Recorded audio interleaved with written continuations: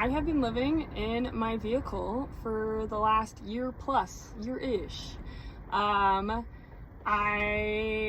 think I'm called a full-time van lifer, is what you could say. And I'm here to tell you all about my first year in van life and why you should absolutely not purchase a van in Phoenix, Arizona. I'm just here to support you in whatever you're gonna do. But don't purchase a van in Phoenix, Arizona. Please, let's get into it.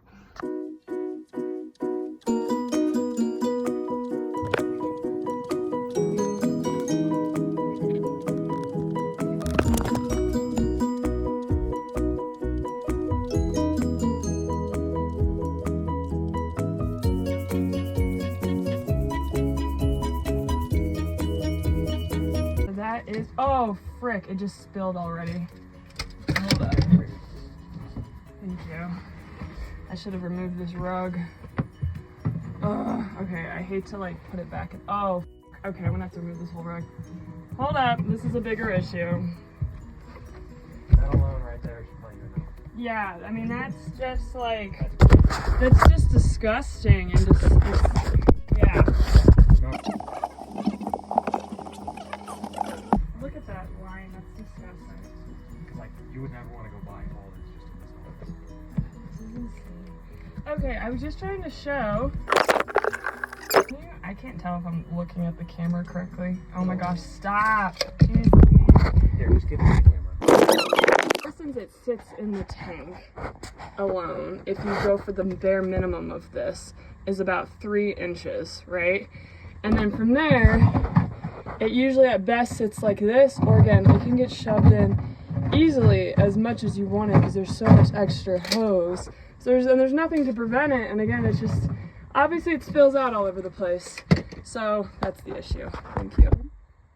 I love the whole sink. It also pops up.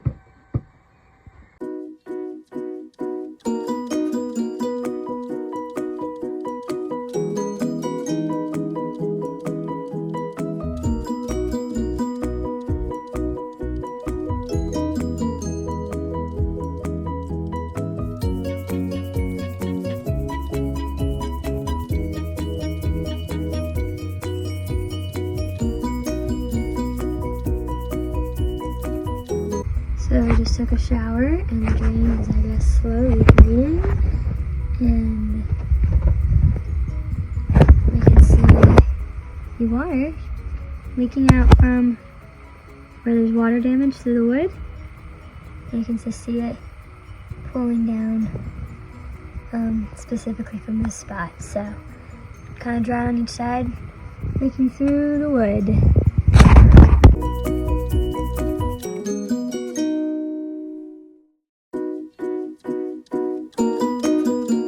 Entire piece of trim came off the wall, but the only thing they did to seal it across like the whole corner piece was this one thin strip of glue and a non-shocking chain of events that completely did not adhere.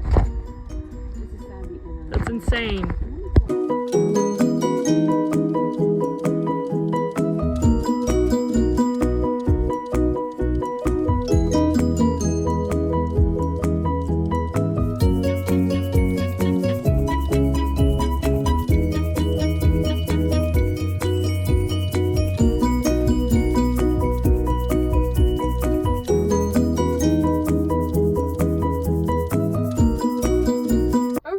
I took away from this experience that this company is not one that, in my experience, acted with any form of integrity, both within their product and the way that they responded to upholding their product or their warranty or any form of support, particularly when issues were escalated. And it felt like it consistently required me trying to find ways to hold them accountable by having things documented and sent off to them to a point in order to not be just completely ignored and dismissed throughout this entire process. I felt that I was consistently treated with disrespect, consistently dismissed and invalidated, and consistently told by an extension that my life and well-being and the life and well-being of my dog don't matter, that our safety doesn't matter, that our concerns don't matter. Felt like it was consistently being met with dismissals, with gaslighting, and with invalidation of my concerns, where I don't feel like I was taken seriously, I don't feel like I was respected, and I don't feel like I was met with any integrity from any of the people from that company to respond in a way that shows that they value their work and they value me as a customer, but more importantly, they value me as a human who has a life, as a young woman who bought from them with the intention of buying a safe vehicle for us to go live on the road full time with.